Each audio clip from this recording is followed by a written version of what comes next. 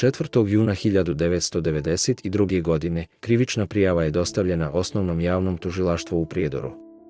Istog dana zamjenik javnog tužioca Draško Zec podnosi zahtjev za sprovođenje istrage Osnovnom sudu u Prijedoru protiv 16 lica za oružanu pobunu, između ostalog i za ubistvo 2 i ranjavanje 3 vojnika na punktu u Hambarinama 22. maja 1992. godine.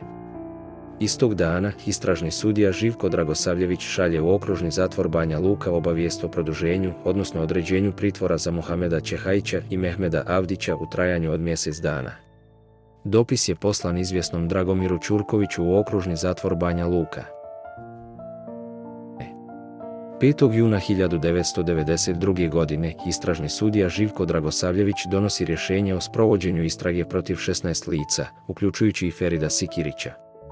Važno je napomenuti da je Ferid Sikirić već bio u rukama srpske policije 23. maja 1992. godine, dok u krivičnoj prijavi stoji navod kako se prijavljeni Sikirić nalazi u bjegstvu.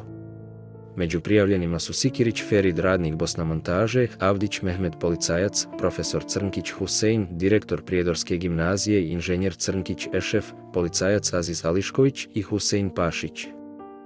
10 od ukupno 16 osoba je optuženo za incident na Hambarinama, a 6 od tih 10 je ubijeno od strane srpskih vlasti bez suda i presude. Pored ovih 6 ljudi, prijavljeni su i Muhamed Čehajić, Bećir Medunjanin i Kadić Nihat, koji su također svi ubijeni. 6. juna 1992. inspektori Prijedorske stanice javne bezbjednosti ispituju Kulenović Mustafu iz Kozarca. Sljedeći dan, 7. juna, ispituju Hodžić Hamdiju. 8. juna Kulenović Mustafa, Hodžić Hamdija i Edin Mrkalj su ponovo ispitani u logoru Omarska. Nakon ponovnog ispitivanja, stanica javne bezbjednosti Prijedor poslala je izjave Osnovnom javnom tužilaštvu u Prijedoru kao dopunu krivične prijave protiv Muhameda Čehajića i ostalih.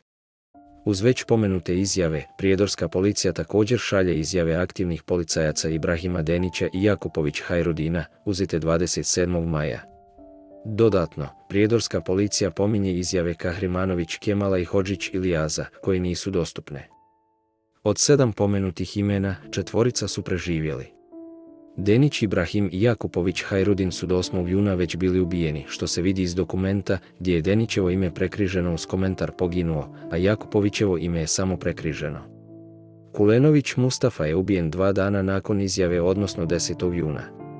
U ručno pisanom uputstvu stoji da se originali izjava trebaju dostaviti na ruke Živku Dragosavljeviću. Bitno je spomenuti da se u prvobitnoj krivičnoj prijavi od 3. juna također spominje izjava Fikreta Kadirića, komandira Prijedorske policije prije preuzimanja vlasti u 2 primjerka, koja također nije dostupna u arhivi.